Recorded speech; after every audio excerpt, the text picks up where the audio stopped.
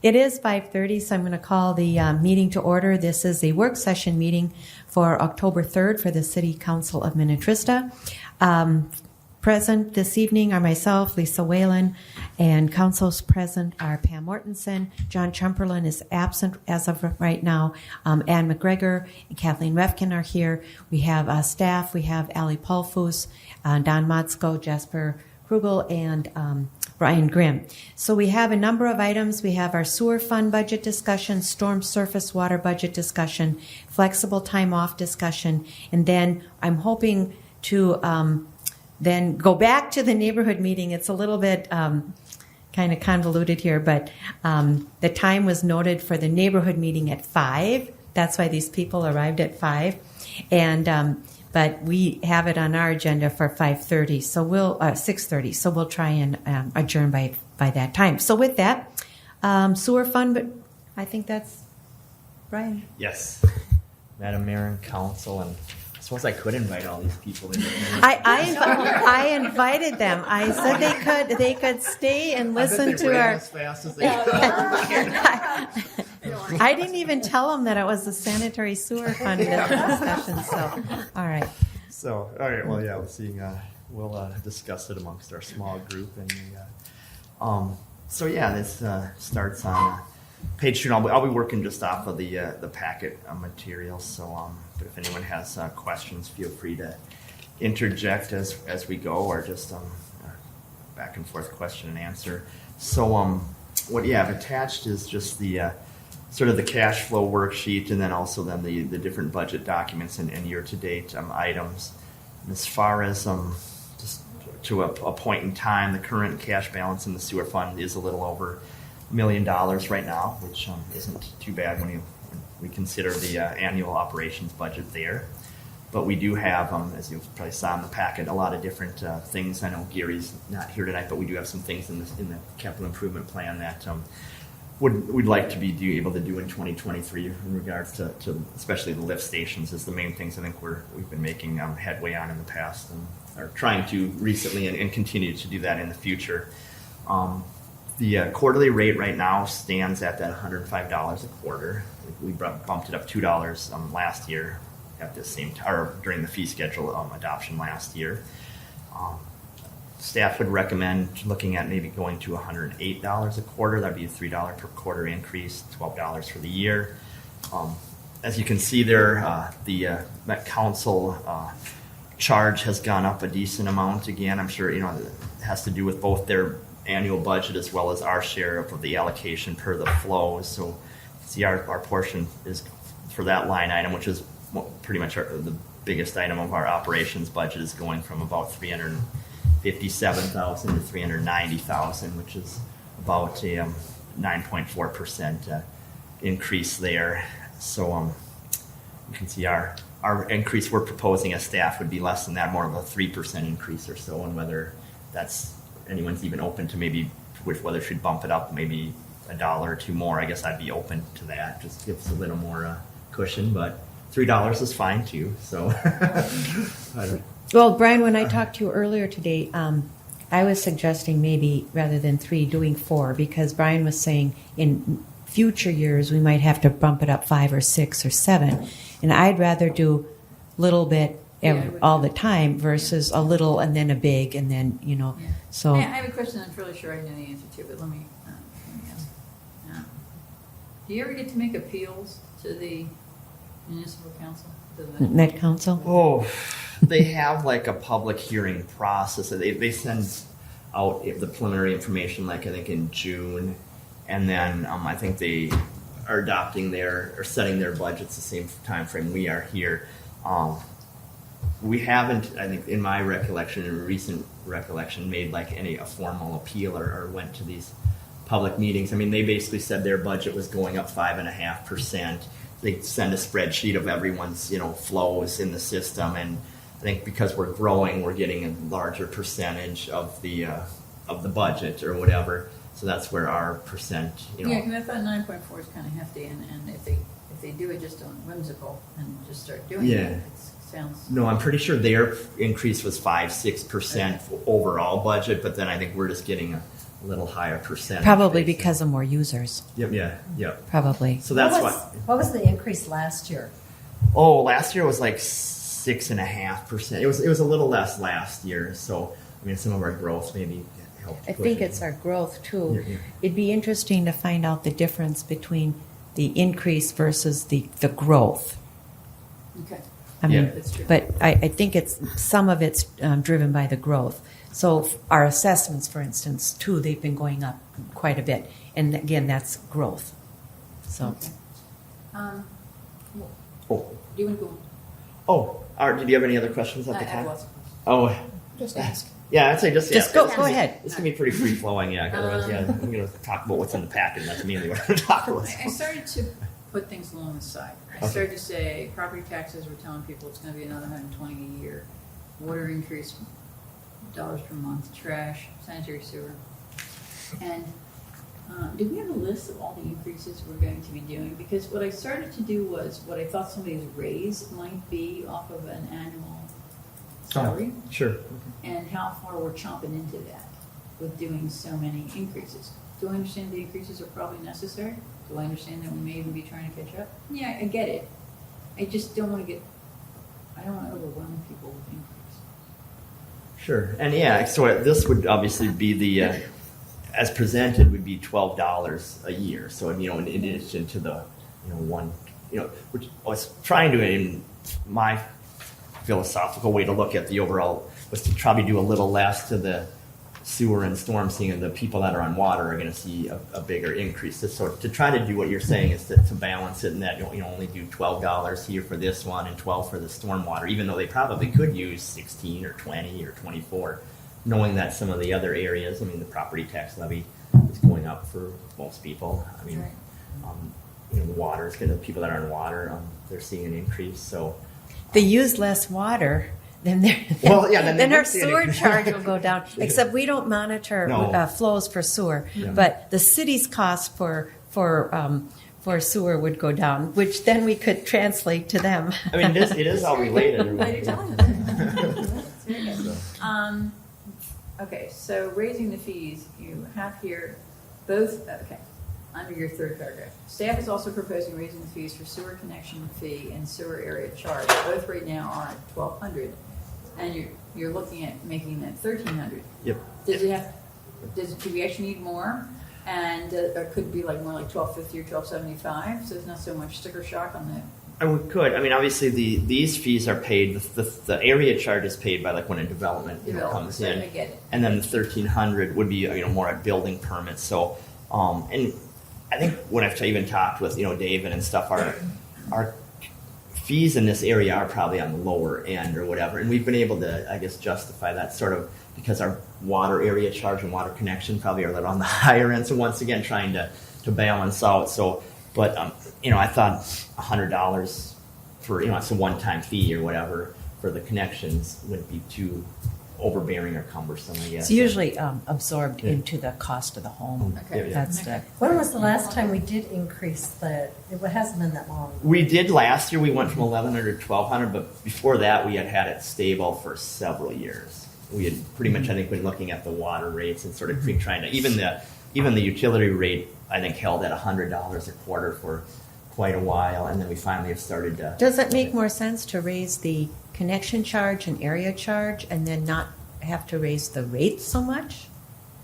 That's one way to look at it, I guess, or I mean, I like that idea. because you can roll the connection fees into your cost of the Yeah. home, and the developer rolls the area charges into the cost of the home Yeah. too. I mean, that would be another way to look at it is to, if we want even 1,400 or Especially 1,500. when we're looking at 148 units in that Yeah. apartment complex. I mean, that's just a thought. Will they pay this rate, the new apartment? They would likely be in 2022's rates, as they'll likely submit that building permit this year.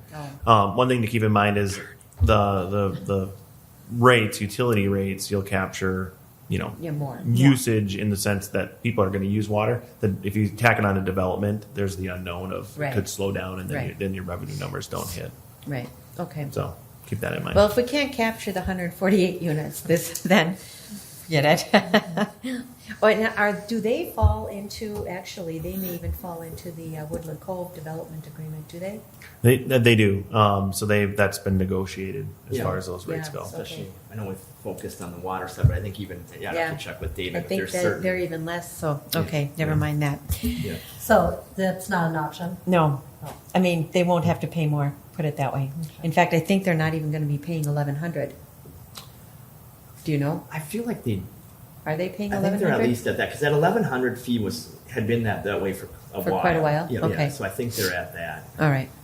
what I recall when I see these amounts come in. All right. So. Back to sewer, sorry. Oh, sure, yep, yeah. And So, I'm yeah, okay for now. okay. my only comment was,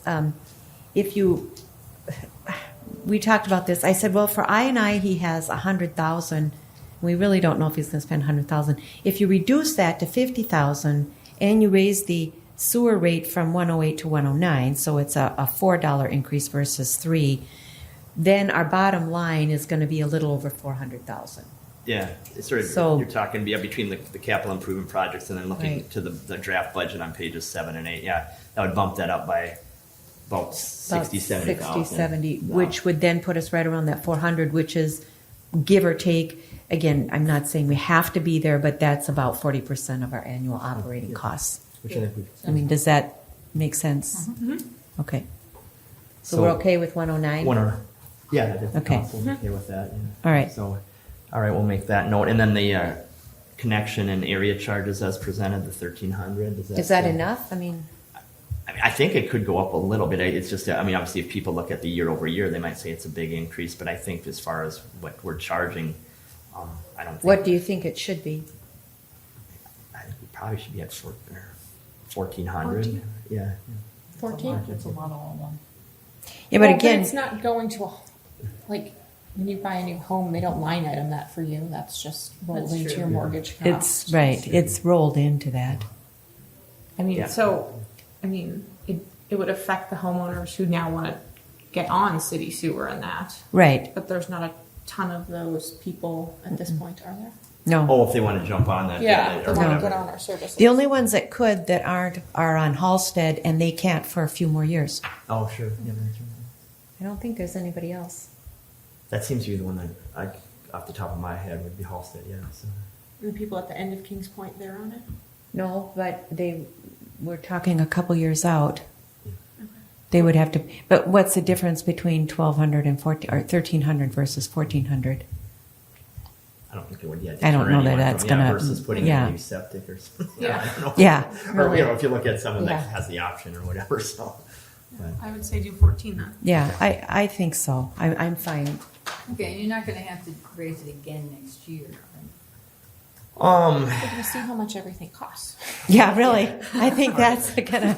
Well, I mean, that's a lot of the battle is that, we don't, and, as we bid these projects out, we have to see, and when, Gary goes to quote out or bid out these, lift station repairs, is it, 225,000 or is it 275,000 now? Or I don't know, where some of these, it's going to be interesting to see what some of these bids and quotes come in the next 6 to 9 months or whatever, so.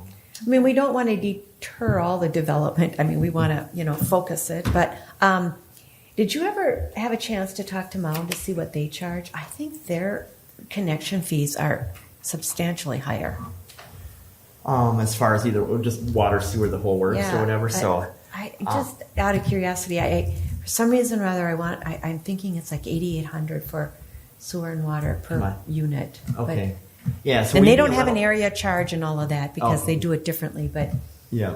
I think Yeah, it's our pretty high. connection charges would then probably be slightly higher because our connection charges up in that for water is like that 9,500 now or whatever, and then if Okay. this would be 1,400, so we'd be at about 11,000 Okay. for the connection. But then again, if they don't do an area, They don't do an area charge. Yeah. so. Okay. But- I was just. Well, curious. it can be different for every city. Obviously, Mound doesn't have all the water infrastructure improved. Well, I think maybe sometime they'll do a water treatment plant, but I don't know if that's. Oh, I okay, can- so we're talking. Yeah, we're talking sewer. We're mixing sewer No, and I know, water. yeah, So but yeah, okay, as far as just overall connection charge, but I think the 1,400 would be okay, fine or whatever. So. and that's for sewer. Okay. Yep. All right. Anything else? Okay. All right, Stormwater? so we'll move on to stormwater, and I'll jump ahead to page 12 in the packet. So similar type of items or documents were included in the packet. Same with the sewer. I wanted to at least give a snapshot on time. The current cash balance was about just under 500,000, 490,000. As you can see, probably in that attached capital improvement plan, those items on page 15 and 16, we do have some, culvert sweeping program that we do, every year. And Gary's identified some projects as far as on North Branch, and some of these other ones that, he's looking at, then some phosphorus stuff down the road. I know that keeps being talked about, that we might have to do some more things as far as reducing phosphorus within the city. So those it's too bad John isn't here, because I was saying we should probably add something into the budget for at least for the whale tail project, because he was saying it was like 14,000, but it would probably be 2 years. So I was thinking we should at least put 7,000 in this year, and then maybe 7,000 in next year. Even if it doesn't happen next year, at least we're starting to put that money aside. Yep. So- And yeah, that's a good point. And myself and the mayor, I discussed or talked about that briefly Right. this morning. And I did just sort of note that in the memo on page 12, that's sort of an expenditure that we don't know yet. And obviously, it's moving through the process with the Park District and the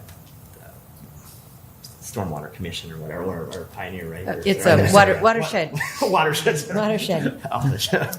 But And it is a commission, yes. commission, yes. See, I got that. I knew it wasn't like the MCWD or whatever. It's not a district, no. Yep. So, but yeah, maybe while we're talking on that same projects or whatever. So, with the 2023 street projects, which I know is on the agenda again tonight for. There is some substantial stormwater costs. I think it's been talked about for the feasibility report in the 500,000 plus range. So, there's a couple different ways we could look at tackling that. It would have to be a pretty big increase to the stormwater fund if we wanted to try to fund that. And obviously it would be bonded for us. There would be increases that you could phase in over 20 years, but it still would be pretty substantial increases to them. I think we should just put that into the cost of the project for the road. Yeah. I think so too. Seeing everyone pretty much Right. gets the stormwater fee, so that the catch is like with water and sewer, you really can't put that on the property tax levy because not everyone's on it, and that wouldn't be fair.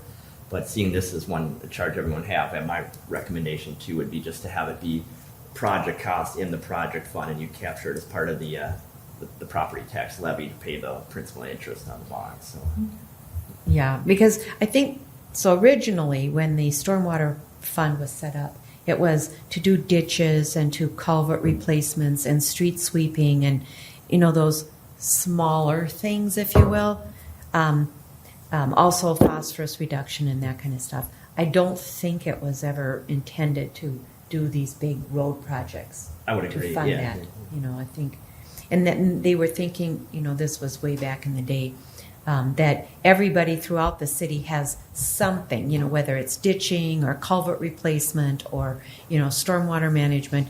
Everybody throughout the city, whether you live in an urban area or a rural area, has some issue, has some stormwater and street sweeping, So that's why this fund was set up for that purpose. Yep. And I know even just getting it to the $26 a quarter it's at right now, as referenced in the memo, has been somewhat challenging. For a lot of years when I first got here, it was at $9, and finally I think we saw that a lot of these costs were going up, and if we wanted to be proactive and actually do more things that were coming down the pike, whether they're from the state or county or whatever, we got it finally I think to 18, and then we've sort of incrementally gone $2 or $3 a year to try to get it up to the 26 as it sits right now, which is $104 a year, which I think isn't too bad. It's probably, when I've looked at some other cities, I think we're probably more on the lower end as far as what we charge for a stormwater utility fee. So based on running some of the numbers and doing some of the analysis, I guess I would recommend, as you saw in the memo, bumping it up to $29 a quarter, or basically $116 annually. So it'd be pretty similar to the sewer increase, the $3 a quarter, $12 for the year. once again, probably in with that same thing, we probably could do more here, but seeing we are having some decent increases for the tax levy and the water fund as referenced earlier, I think that would be a nice compromise or balance, or sort of a good spot to land on as far as that. I guess council has any thoughts on the proposed fee adjustment for 2023? No, I just have a question. The stormwater pond maintenance program, is that the swamp? Is that what it's Oh, called? I think the infamous swamp, I think. I forgot the name of this thing. Is that what that is? Yeah, I think that has to do with basically. Are we yeah. doing this? Well, I think we got to the point where some information was, I don't know, Jess wants to jump in here, sent out to residents and some of the HOAs and stuff. And Yeah, I think the direction, this was when I first started here, was to reach out and talk to the HOAs, try to establish contact, try to get them to commit to doing some work. Fully aware that some of those HOAs are probably defunct, disbanded. And then from there, likely during our annual review of that, come up with a strategy of how we're going to approach that as a city. That could be city does the work, assesses back, or a bunch of different other things. But at the end of the day, the work needs to be done. It's quite expensive. The HOAs or the owners of the ponds probably don't have funds to do it, we think. But we're trying to make contact with some of these more challenging HOAs to get a hold of. so I guess, yeah. So we're not doing much. Not much. That's what I thought. Yeah. So I think we've built in money to try to be a little more robust than that. And, But we have ponds. We have our own. Well, yeah, correct. Yeah, that's a good So point. at Yeah, the yeah. very Not least, many. at the very least, we should. Well, we have like 8. I was going to say, Yeah. hey, Like which about isn't really that many. So at least we should be doing something with those, True. because we can't really. My opinion is we can't really expect the HOAs to do something if we're not doing anything with ours.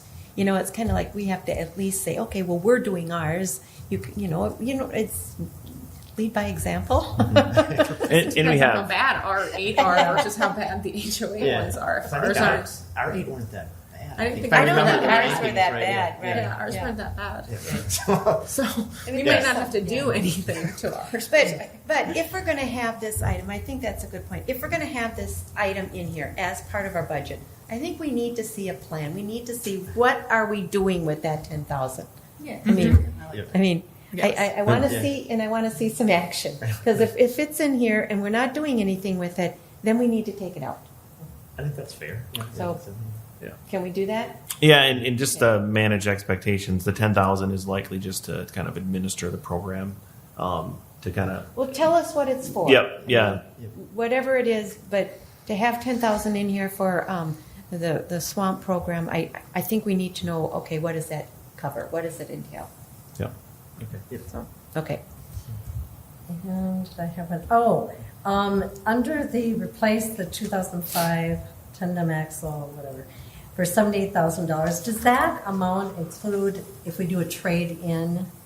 Yeah, I think Gary usually does nets it out that would be like the net value, and I think it is basically we're taking it out of 3 funds. He's got the street or 4 ways or sort of got small print there, but it's basically split between multiple funds to be able to pay for it because it's used for multiple activities or whatever. So, but yeah, when he calculates that, he's usually if we have the other one like the 05 one in the case, what does he think we can get for it, and then that would be the Okay. yeah. But quite honestly, okay, so then my question would be, it says street, sewer, and water CIP. Well, where's stormwater? So is water CIP, is stormwater part of that? And if so, how much of the third is actually stormwater? And how much should be I think that might just be a water? typo where I think it should be storm water. I think there should be storm in front of the water. I Okay, think on the so sheet. it's not water, it's just Stormwater, stormwater. sewer, and street. I think is how Okay. Gary wanted to break that down. Yeah. And then, so then my other question is it really a third, and a third? I mean, is that? I think when I it's asked him, just I for think ease. I mean, well, yeah, I mean, it probably isn't obviously exactly 33%, 33, or whatever. Okay. So, but I think it's basically those are the 3 areas that he's planning on using Okay. that the most. So whether it's 40, 30, 30 or something, but I think it's just for it's a ease, pretty- it's 30, 30. yeah, at least okay. a close approximate or whatever. So. All right. No, good question. Okay. Any other questions? All right, so we're okay with the going from 26 to 29. That's the $12, and then the sewer is $16 a year. Okay, all right. And then the other one, we don't have, I think it's came up in the past, maybe real preliminary, whether we'd want to implement, I think some cities have some sort of stormwater, like, fee that, that they add onto the building, or either an area charge or I don't know, really a connection fee, but we should do that. I mean, but we really haven't gone too far. I think when we brought it up in the past, we've sort of maybe in a future year or something, but I don't know if that's something that we might council would want to think look about at, that. so. I mean, that might not be a bad idea. Yeah, it'd be like a stormwater access charge is what you'd call it. You'd Yeah. have access to our storm sewer network, and we would tie that to development costs. Yeah. So Okay. if you wanted, we could do a little research, see what other communities have, and Sure. maybe bring something back that's in the ballpark just to get the fund established. Just to find Or out, fee. get information. Sure. We've always said here, it's always been kind of our past practice to make sure that development is paying for itself, and that existing residents haven't put money into something and then they get to piggyback on it. So we want to make sure everybody's kind of paying their fair share. So look into it and let us know. So next we have the flexible time off discussion. So Kathleen had an idea. She wanted to meet with the personnel committee, and then I wasn't feeling real comfortable about that because that would be 3 people, 3 council members meeting, and then I thought, well, what if we make a decision without the full council? So then I suggested she bring it here to our work session. So this is Kathleen. Yes. Go ahead. So I approached Allie and Jasper a week ago Friday after Jasper sent me an updated PTO breakdown. And I came up with the idea of the flexible time off. The difference between that and a regular PTO is that there's no set vacation time, which means there's also not the use it or lose it. So it doesn't pay out at the end of your year or anything like that. You just take time off as you need it. Subject to manager approval and your workload, making sure everything is done and you're not making other people do your work for you so you can be gone. Allie did talk to council and there were no legal issues with that. The pros of it would be less paperwork for managers. They don't have to keep track of how much time off you've taken, how much you have accrued, all of that. They no longer need to manage the total vacation time available. If an employee recently starts and has an emergency, has to take time off, they don't have to worry about missing or taking unpaid leave. There's also, with regard to like the holidays, you'd still have to get approval from your manager, so everyone's not gone over the holidays. It would still be you have to get approval. Jasper got questions from staff, and here are the answers to most of their questions. The big thing is the long-term financial exposure for the city is gone. Once the current banks are paid out when people resign, leave, retire, there's no future exposure. There's no accruing to pay out later. It could save thousands and thousands of dollars because you don't have 30-year employees accruing sick time every year that has to get paid out when they leave. I have more notes, but I'll see if you guys have questions to start with. Okay. So what do you do if people don't take as much vacation as they are supposed to take? There's no set amount that they're supposed to take. If you as a manager see that, I'll just say Nick hasn't taken vacation in 6 months, David could go, Nick, you haven't taken vacation. I think you need a couple of days off. Let's figure out when you can do this. On the other hand, if you have someone who's taking more time off, then we'll use Nick again. Nick is taking too much time off, which is probably never going to happen. David would be like, Nick, you're taking too much time. Your workload is being pushed down on, this person or me or whoever. We need to reevaluate it. But again, other than if you're sick, you'd still have to get 2 weeks. You'd have to give 2 weeks notice for, vacation, a trip, whatever. They would still keep track of your time off if you're sick for a possible FMLA. You'd still get bereavement. It would possibly work better for some people because you wouldn't have a set amount of time you'd have to take off. If someone passes away, you could, be gone and have a vacation without having to worry that you're using all of your time off for a trip later because someone passed away unexpectedly.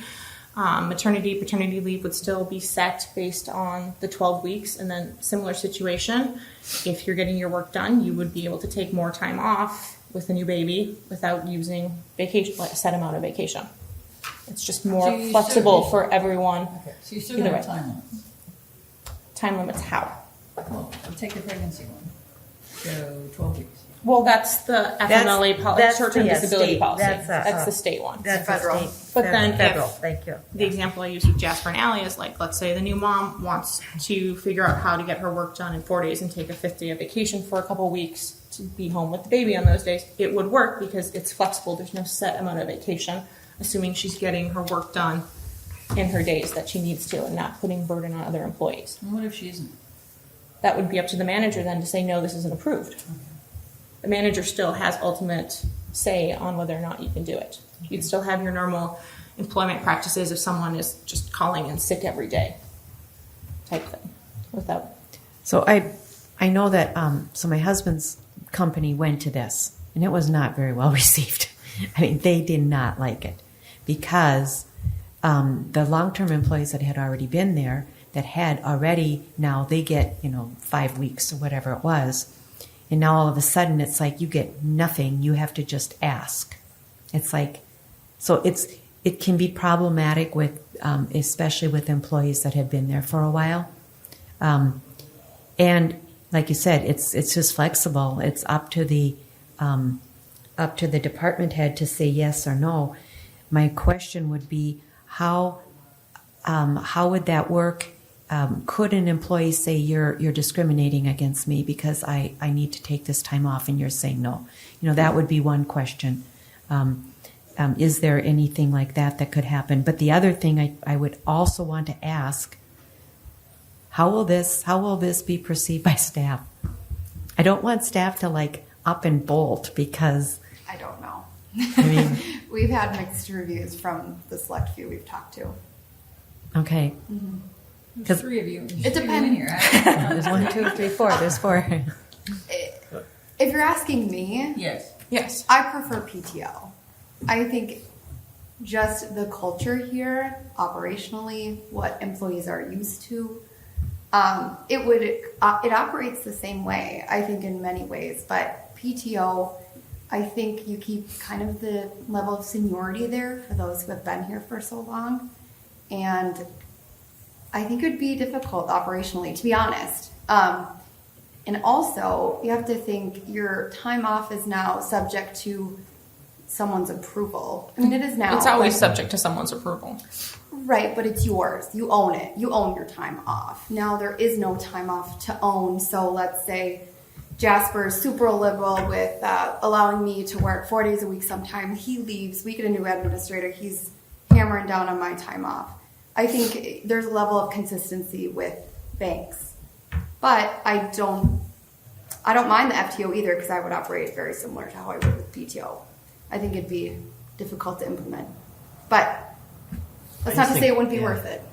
I think one item that would be challenging would be, because I've been through enough union negotiation sessions, is if this got approved for non-union employees, I think the union employees would say, Yeah. how did you guys get this? We want this. And I know they're 24/7 in police and got, little bit different dynamic in public works, but I could just see them saying, how does non-union staff get to say 12 weeks is fine for some employees, or I don't know, I don't want to get too exaggerated, or 16 or something, but we can't because of we're locked in as a union employee to the old vacation and Right. sick or PTO. So I could see that being a real challenge as far as that. But And there's as a far- big benefit. I mean, you have zero financial liability in the future. Zero. There are no banks to pay out. There's no severance pay. But There's what you nothing. could do, though, is you could reduce, over time. So again, so we don't get a whole bunch of people bolting, you could reduce the bank. So right now, the proposal is, I think you'd get people to bolt more if you reduce their banks.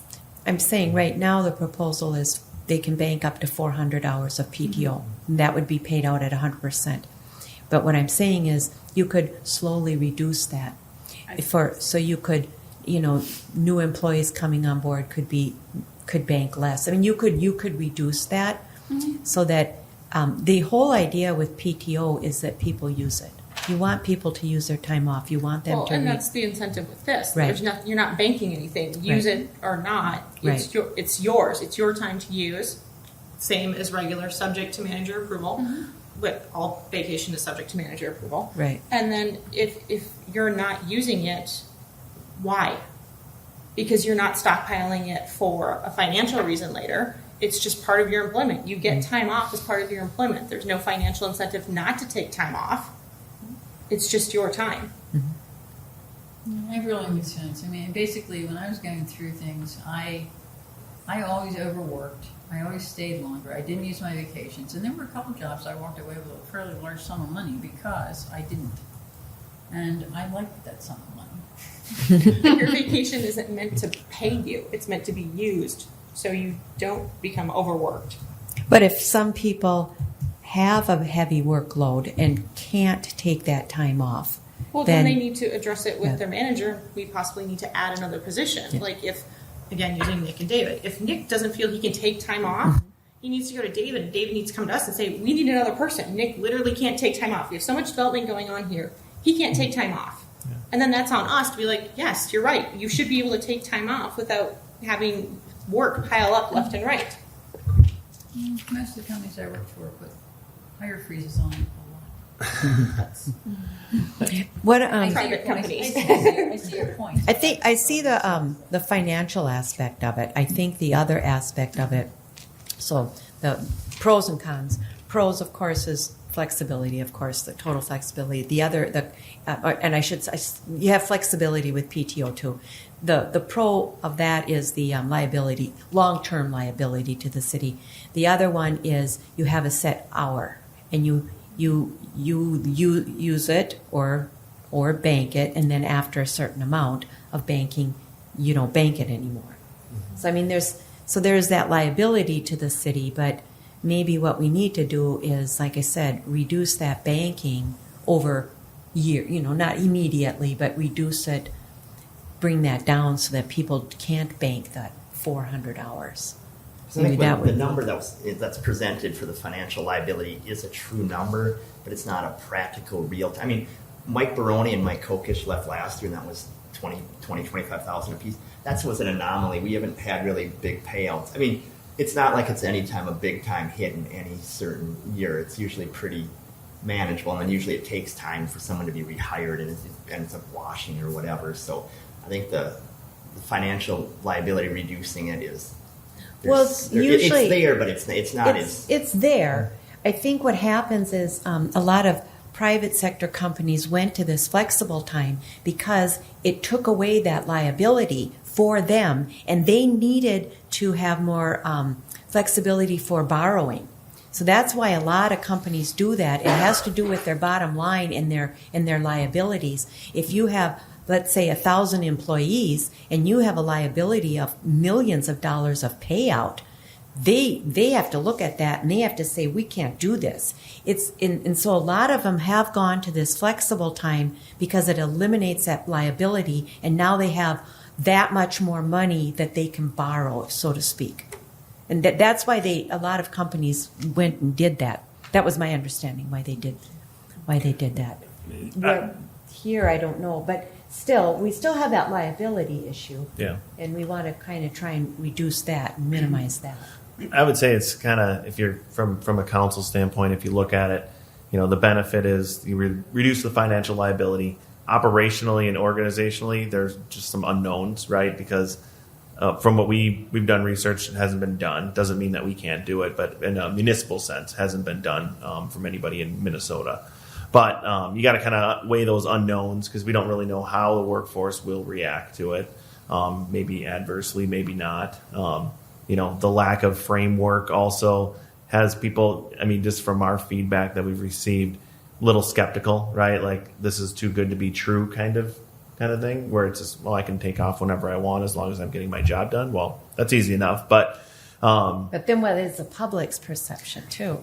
That's You know, really important. yeah. I So- This is people are paying salaries, at least taxpayers are. Okay, it's not a private thing. Yeah. So that, the accountability part, just, You this know, is getting me. what we could also do is put the onus on the department heads saying, hey, you want to make sure that you and your people under you are taking their vacation rather than banking it. It's not that they can't, but we really want people to take their vacations. And they're taking it. Yeah. I mean, So, I mean- at like 80% a year, they're using it for sure. It's the employees that have been here for 25 plus years, they've just banked. Right. Being anywhere that long, you'll just bank it up. But newer employees, even any employee under 12 years, is using it at an 80% rate throughout the year. If that helps. I mean, a lot aren't banking a whole lot and carrying it over. Is there, so first we did, your timing, 0 to 3 years. And so, and that I think is absolutely easily doable. In the banking, we talked about this at the personnel committee about, how much should we allow them to bank and stuff. Again, looking at the liability to the city. And one of the issues that we found is acceptance by the employees. And we have good employees. I mean, we have really good employees. I would hate to lose employees over PTO or over this. So I think we have to have something that's going to be palatable to them as well as to us. I hear you, but people tend to hate change Right. unless it's really in their favor. And so it would kind of depend on how it gets presented. Right. No, I And we have had a conversation with all of the non-union employees about the PTO piece that we talked about a couple work sessions ago. So they know about that. We've talked to the management team about the FTO, the flexible time off. So What would happen if you went to Flex? Let's just say you go to Flex. What would happen to all the hours that people have banked? Would the city have to pay those out right away? No, it would No. get locked in a bank and sit there until they sever employment. Okay. In a bank, I mean, in our software. Okay. And are other cities doing this? No. Do you know of any for, other? for flexible time off, none that we could find. It's generally, I know private sector that does it. Is there, and other cities are doing PTO time? I would say the majority do now, yes. Do now? Yep. And do we know cities of our size, let's just say in the metro area, what is their banking? Do we know The that? average was 440 hours. So Okay. we're proposing a little bit below the average. Okay. I guess my suggestion or thought is we were here with vacation and sick. Maybe was a little outdated way to look at it. Right. FTO is pretty proactive and might just be a little ahead of its time too for, much. for a city or school Or you rip the district. Band-Aid off and switch it, and instead of doing step downs, where then people actually see like, oh, well, someone was here this long, now they have this, but now I can only accrue this much. You pull the Band-Aid off and you change the policy. You can, I mean, I And don't sometimes when you think pull it's the band-aid, worth the it. sword. yeah, right. Just trying, we're having a hard time grasping this, and I don't even have a big bank to worry about. Right. I mean, I think about these employees who have been here. That's just been how it's operated, how municipal government has operated forever. Not saying that's a reason to keep it, but I do think we may be underestimating how employees would feel about it. I think employees like accruing and using. I don't know, that's how it's worked.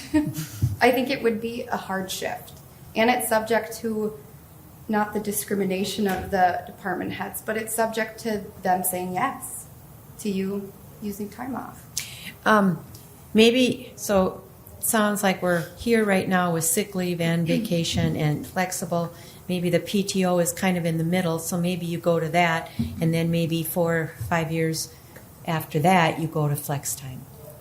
Well, I'm saying along those same lines. Basically, since we're moving into PTO, maybe it would be a good idea to start talking about the topic this year and then start looking in a year or two out to actually moving into that when people actually have time to absorb what it means to them, and everything else. So. Well, and also, if you shift from vacation and sick, and now you're shifting to PTO, again, it's a shift. So maybe moving to that, and then, like I said, maybe not 2 years, but 3 or whatever years out, and seeing how what the market is going to be doing. I think that's going to play a huge factor, and also our unions, I think, is going to be a big factor You're just too. way ahead of your time. But And it's a Financial smart liability idea. is, I mean, I don't. It's a smart idea. If I was starting a company, I would obviously work that way. It makes total sense. right. But we're municipal government, unfortunately. It's just And we don't make different. total sense. And we don't know. And the fact that we don't know any other cities using this right now, I would like to see at least somebody else do it, try it, not us be the guinea pigs on this. I think the whole point of we're here now, and PTO, and I think we all kind of said, is kind of in the middle of the flexible and where we're at right now. So I think the gradual shift, letting somebody else do it, and then bring it back up again would be what I would be in favor of.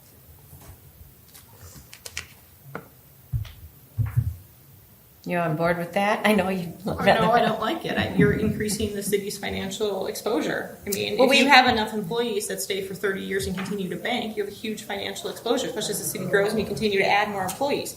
If you think about it, it's easier to do it now with less employees because you have less people that you have to weed off the old system. And yes, nobody else is doing it, but businesses are doing it. I mean, they're not all That's switching private back. sector. That is a totally different thing. But As it's a still resident, money. I would be concerned about the you don't have to work, if you get your job done, you don't have to come into the office. I have a Would it- problem with that. Well, you have What to I- come in. You're using Yeah. vacation.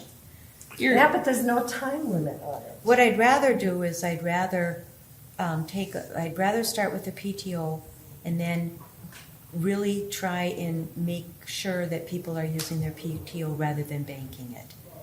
But you can't force them to do that. The Well, policy says but you you have can- set amount and you Well, you can carry can- over this amount. You can in a way, and like I said, right now we're saying 400, before they could accumulate a whole lot more. And what I'm saying is maybe in the future, you can reduce that amount as well. But So- that wouldn't work for current employees, so you're just going to change it for new employees? Because you guys didn't want to do that originally. You didn't want to have two different plans for new employees and current employees. Well, I think the bank we were talking about, 400 hours, can only be accrued for someone who has been here 5+ years. I mean, an employee under 3 years, it's not even possible to accrue 400. It's just easier in our software to put 400 in, so you don't have all these different pay groups. So that's why we thought just one structure would Right, be but best. now Lisa's talking about just doing that in a couple years. That is a decision for that future council. And Kicking yeah, the can down the road I mean, on the anything could- inevitable. yeah. I mean, I think what you got to weigh is the reduction in long term financial exposure worth the kind of unknowns of doing this on our being kind of the guinea pig for the municipal government to do it. The financial benefits are easy to quantify. Organizationally and culturally, that's the biggest challenge to figure out, how this will work out. But, the expectations, just to kind of talk about somebody maybe taking off, absorbing an amount of time, expectations are set by council, given to me, I enact that. So it's not like, Brian gets all his work done. He's only working, 3 months out of the year, getting the budget done, and then everything else is done. Which would be nice for Brian, but there's hours that you need to be available to Well, the then public. he doesn't have to work full time. Yeah, I know. Well, then you can look at it that way too, if it gets to that. But there's expectations that you're going to be available to the public when so. To just say, I got all my stuff done, I'm not going to come in this week. Might work 1 or 2 times a year, but a consistent schedule like that'll indicate to me, well, maybe we don't need to have this be a full-time position, or maybe Brian's really good at delegating his work to Angie, and Angie's doing all the work and not taking any. So there's things that we would have to kind of set some parameters for, and kind of have a conversation with council as far as what expectations are. I think I know what those are. I mean, we have set hours already, right? So, somebody comes in, they expect to talk to the city planner, you should be available, most of the time. So, those things we could work through, but yeah, that does the financial benefit outweigh all the other things that are unknown or potential, downfalls of it? I think that's what you have to weigh. Because I can tell you in the past, and Dawn's been my employee in the past, and it's not her, but I've had employees in the past that if you tell them unlimited or flexible time off, they push 12, 14, 16 weeks. My job's done. I don't want to cross train. I don't want to, my projects. I can see flexible time off having a little bit of challenges as far as teamwork and project pitching in and everything, getting things done.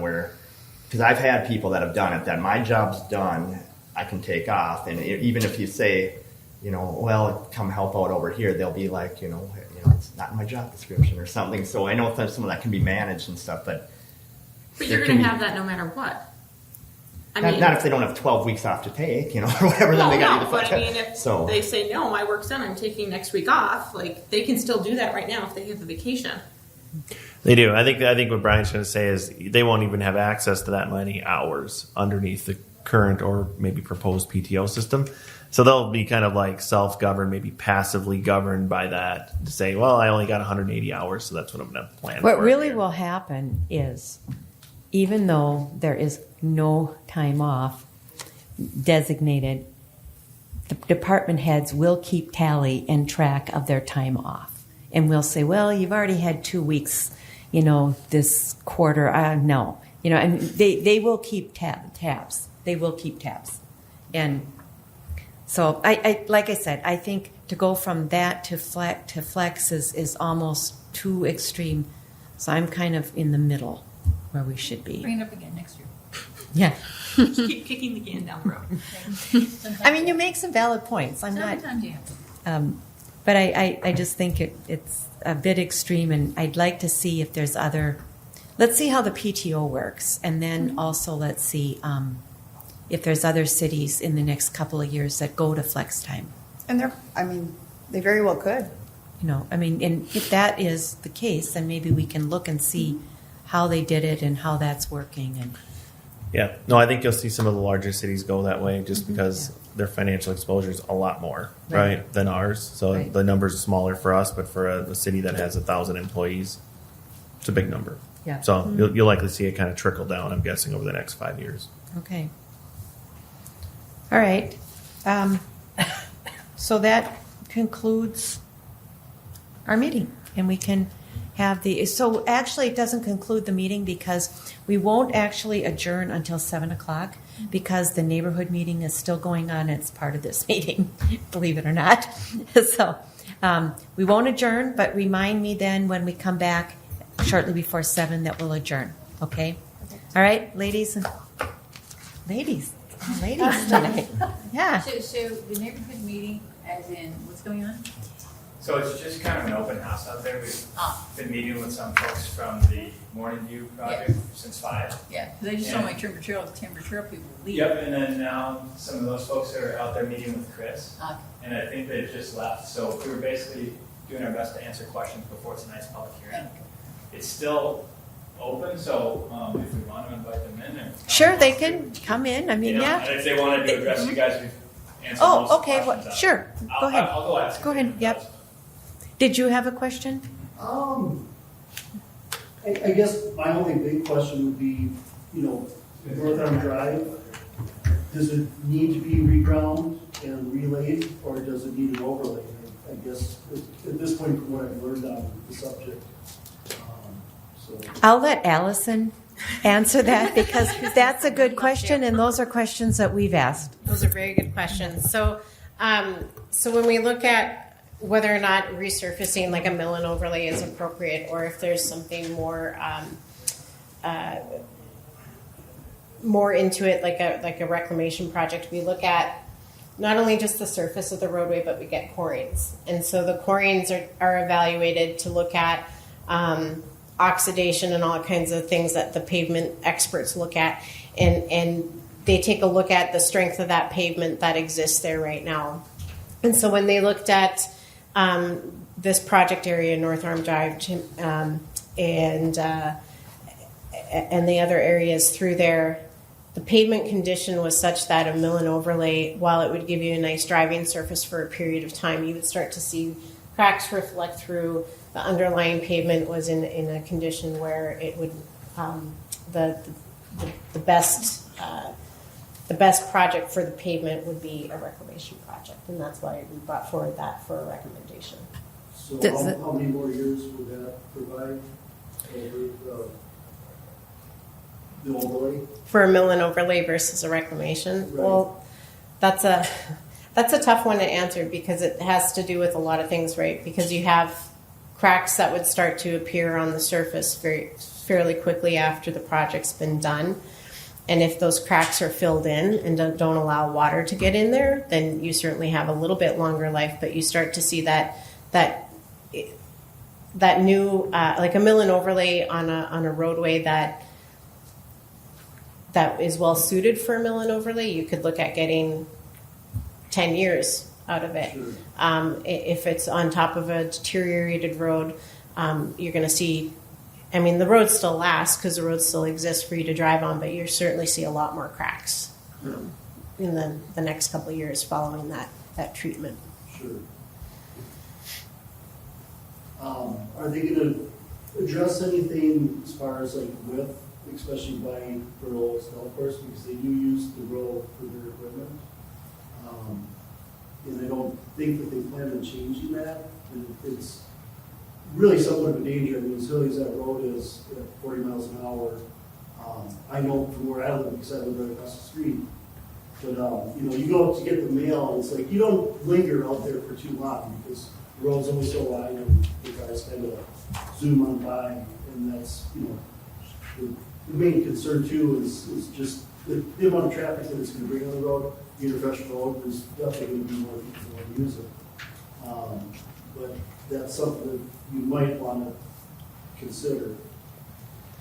Is something wider for the golf course traffic with their equipment? Actually, just for your information, wider roads actually cause people to travel faster. The narrower roads actually are more calming, and so it's actually better to have narrower roads. But with that hill, I understand what you're saying, is there's that concern. That road's really tough to navigate. Right. Further out of lane. Yeah. It's just, there's not much there. I agree with your theory. Right. On the wider road, it would be great to see a path, but I'm not here to try to spend anybody's money. Just If we are going to spend it, we're spending it properly. I don't think we're going to widen it, but Adam or Correct. yeah. Correct. Okay. We're not planning to widen. Okay, so it'll be pretty much what it is today. But in terms of speed, I always say if you see cars speeding a lot, and they will probably go faster with a nicer surface, call our police department and ask them to come out and monitor it. So, I saw Lamborghini this week, they're doing 120 past my house. ooh. It sounded phenomenal, so I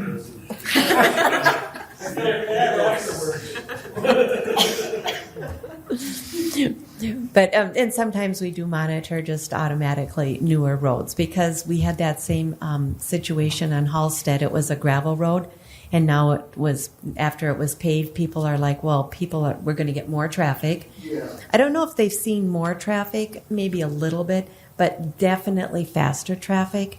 So we do monitor those a little bit closer. I can guarantee we're going to see more traffic. There's no two ways about it. That's how I found my house. So I decided to, when it was newer back in 2004 or 5, I would use that road, for the same purpose of where I was going, in lieu of 151. Oh, okay. Just because it was nice, it's just a roller coaster of a road. It was smooth at the time. Right, right. Now nobody's really taking the leisurely run Okay. down the big old road Because it's too bumpy. yeah. Anybody else have questions regarding the project or comments? We will have a public hearing at 7 o'clock. So if you definitely can make comments at that time as well. But other questions? Either of the two projects? Sure. Okay. Yeah, I have some. I guess I'm just wondering, I think about our area on Eastview, Morningview project there, and I lived there for 38 years. And I can only think of 2 times really where there's been like a real work done on that road. They did like this hot oil and gravel on 2 occasions. First one was shortly after we moved in there, and probably like 10 years after that, a little better. They did it was probably, I remember our kids were like 12 years old or so it's well over, 22, 3 years ago. But at any rate, we haven't been doing like the mill and overlays like they would do now, but it hasn't been maintained on a regular increment. We wouldn't be looking at the big road project that we have at this point because it would have been maintained and kept up with. And I guess what I'm wondering is, would it make sense if this water main, and I truly don't believe that we need to do the whole thing. There may be this one little area, and we got the info on that. It was about 13.5% of the whole video footage that fell into this area where the 82S's map, where they had the corrosive soils kind of noted on that. And then also it agreed with the WSP soil report where they had the soil, there's only one soil report out of 14 that they have water, identified in the soil report. That's also at that intersection of Morningview Drive and Westwood Drive. And I guess what my thoughts are, it won't affect the assessment, so it doesn't matter from that point of view. Even if they only just fix this little area, the city will save maybe $3 million, but our assessment's going to end up being the same anyway. It's just that the city won't be paying that extra $3 million. But what I'm promoting is, and you asked a very good question at one of these earlier meetings, Lisa. You asked if you could interconnect, the existing ductile iron pipe with the new PVC pipe, and the answer was yes, you can, and that was a correct answer. And I guess what I'm thinking is, if we know there's just one little localized area that should be looked at, and I believe that's the case, and I've been an engineer for 42 years, so I'm not totally dumb on this stuff. But at any rate, if that's the case, if we could take that $3 million that they were going to pay for our water main, what if they spent that on other areas and moved them up on this road maintenance, and maybe we can save some other people having the assessments that we're looking at right now, by doing the work in a more timely fashion. That's what I'm wondering. So there's 2 different things that you're talking about. You're talking about a water project, which is paid for out of the water fund, and a road project, which is paid for out of the road fund. So we can't take the money from the water fund and put it into the road projects. So they're separated. So if you just did the road project and just looking at WSB's numbers, it was a little less than $1 million. I think it was around $992,000 that would have been. It would be less than $6,000 per parcel would be the assessment for that portion. Okay, again, it's just simple math. If you take that, say, $1 million, divide it by 84 parcels, and then divide it by 2, because the city would typically eat 50% of it, it came out to right around $6,000 or a little less. So, one, we have to go out for bids, which we would do in this project with all of the projects, and depending on what the bids come out at, we don't know if it's going to be $900,000 or if it's going to be $2 million. So that'll be determined once we get those bids back. And our policy does say 50% right now based on current climate, bidding climate and so on, what we're seeing out there. It looks like the road project, even if it's just a reclamation project, would be somewhere around 1.5. And so that would still put the 50% assessments right around that $9,000 and $10,000. With that, with all of the, we don't have Adam here. Aaron. Too many A's. Aaron here this evening yet. He will be here at 7:00, and so I think we can ask him about the piping. So, and he can maybe shed some more and more accurate light on the piping. Bottom line is the council has to make a decision, and whatever decision we make is on our shoulders. It's not on your shoulders, it's on our shoulders. So whatever decision we make, whatever happens to the pipe, whether it's new or old, is our responsibility. And no one is going to say, well, Tom Notch said you should do this, and it's his fault. No one's going to say that. They're going to look to us, and they're going to say, you guys made this decision. It's your fault, one way or the other, whether it was right or wrong. So we have to take that into consideration too. But Aaron is going to be here, and I think those are the kind of questions that we can ask him. He's going to be here at 7 for the 7 o'clock meeting.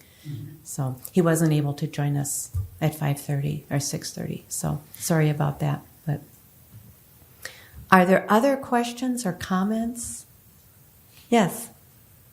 From the last meeting, I forgot it. I forgot to write it down. You say we're switching over to the proposal to PVC pipe. And was I understanding that is, the life expectancy is less than ductile steel? Again, I think it might be, but that would have to be something that Aaron might be able to answer better, unless you know the answer. Yeah, so it depends on if you're talking to the PVC group or the HDPE group. Yeah, so I think it was the American Waterworks Association has a nice little regression graph that was included in the tech memo that AE2S did, and it kind of shows what the average life expectancy is of like PVC, ductile iron, or HDPE pipe. And it had that graph, and you'll probably be able to find a graph online that shows differently, is that PVC lasts longer than ductile iron. And the cost-wise between the two? The PVC is lower than ductile iron. And the last question I had, was it an increase of 2 inches? Yes, I believe there's 6-inch out there right now, and we're going to be going to 8-inch. Okay, thank you. Correct.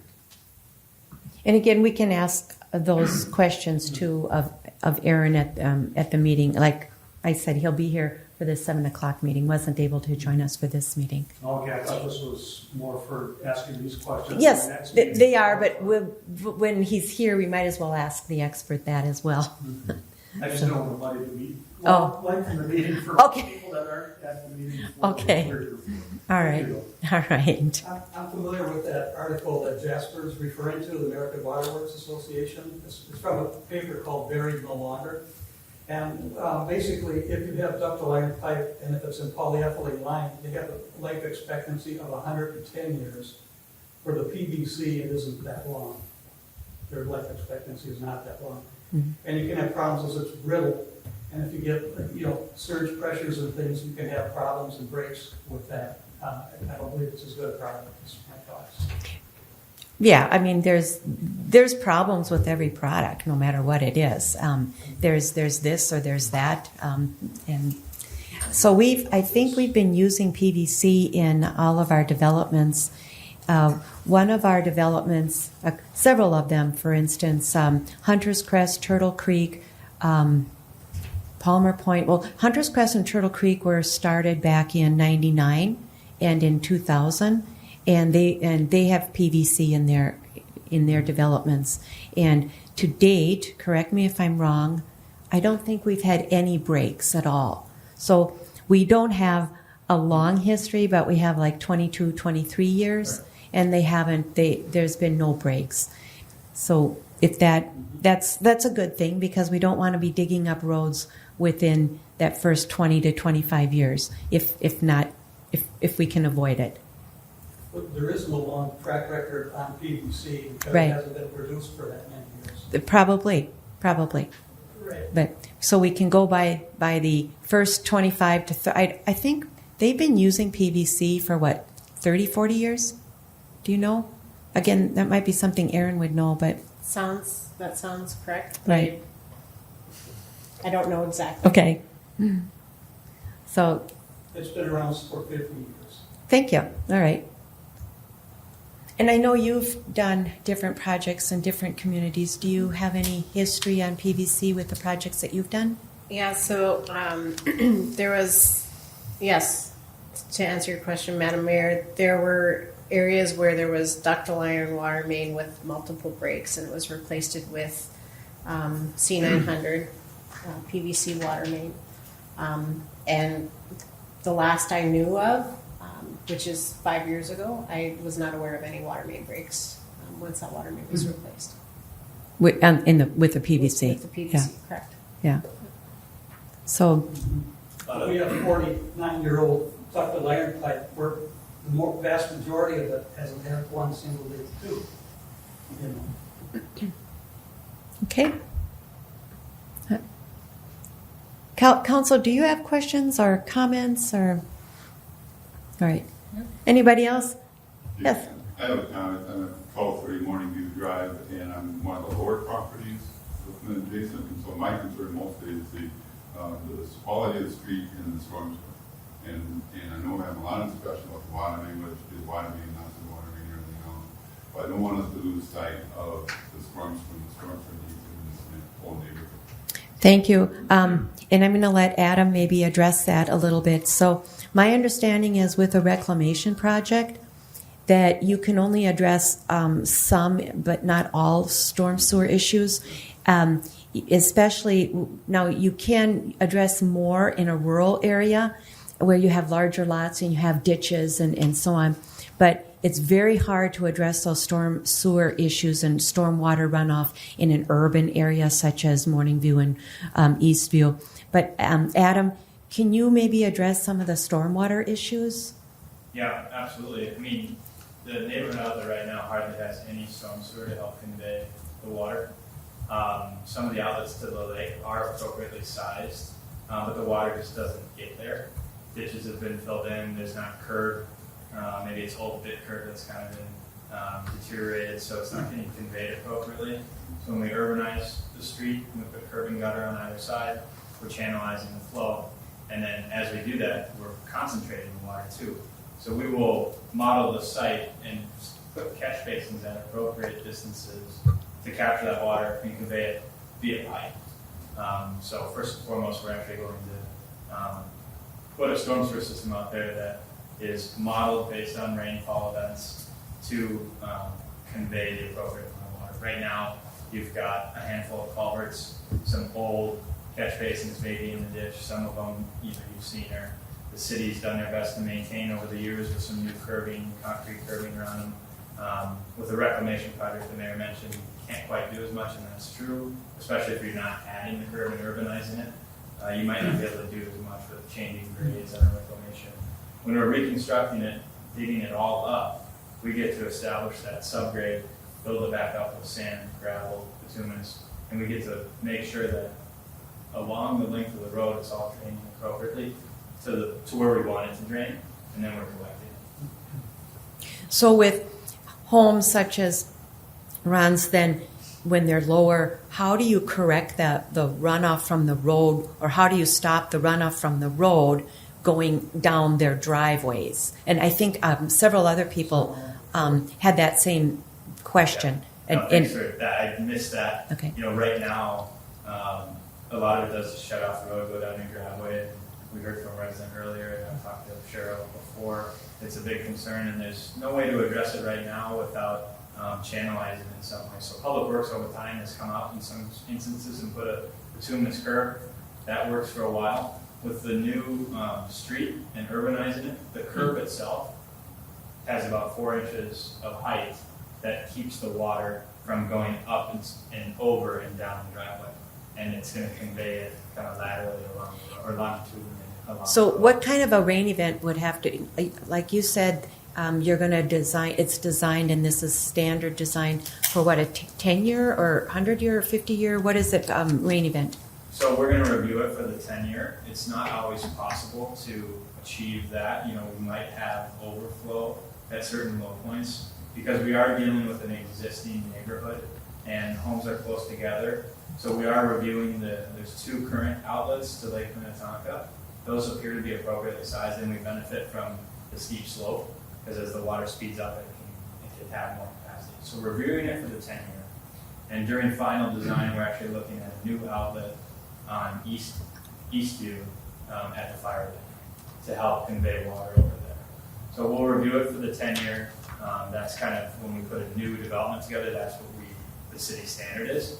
You cannot always achieve that feasibly because cost and existing constraints in a reconstruction neighborhood, but that's where we start.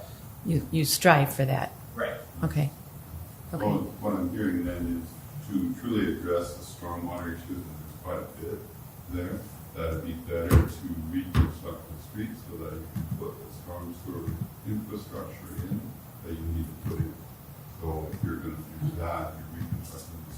anyway. So it's not the water main, perhaps, that's not driving reconstruction. It's both, probably. Well, if you do reclamation, you can still put in the stormwater pipage. They did it on Minneapolis Avenue. Yep, on Minneapolis Avenue, we used a lot of the in-place storm sewer. There's actually a pretty good system there. There was a separate project, I think in the early 2000s, where they added storm sewer. And so a lot of that, we reviewed the condition of it. The scope of that project was different without the water main replacement as well. And so the scope of that project was use some of the in-place storm sewer, supplement where we can with our review of, and talking to the neighbors about where drainage issues are and adding some structures. So that was more of that reclamation hybrid project versus a reconstruction where you get to, for the most part, within the right of way, design the road how it should be with a new system. Your constraints on that then, instead of trying to use some of the existing storm sewer in the right of way, you're constrained by your outlets because of the homes. Right. The road width isn't that much more. Like right now, it's 20 feet across, and if you go to this other system with their surrounded with curbs, it's a 22-foot total width. So it's only gaining a foot on either side. I think, Adam, you said the width is going to pretty much stay the same, maybe within 6 inches on either side. Yeah, that's what we're aiming for. And so the existing edge of bituminous kind of waivers, but we've reviewed the site and established an approximate width for all these streets, and that's what the residents are comfortable driving right now. It is narrow. When you add curb and gutter, you keep the exact same width, the road almost appears narrower because you've got this concrete edge on each side. And technically it is, because on a surmountable curve, it's 2 feet wide. You can drive on all of it. You can comfortably drive on that first foot. So what we try to do in these reconstruction projects is find the best balance between an appropriate street width, knowing that we're dealing with narrow roads, and the least amount of impacts to all of the private improvements in the right of way and trees and that sort of thing. So the goal, Kind of a balance there. yeah, the goal right now is plus or minus 6 inches on either side. That's not to say there might be a curve where we're trying to correct something and we maybe go a foot one way or another. We're going to work on that. We haven't done it in the model. Right. We had 2 cross sections on some of the documents that were out there, and they may have been preliminary. But from going by those, it did look like the street right now, I know it's 20 feet, it said it would be 20 if they went with the more rural character.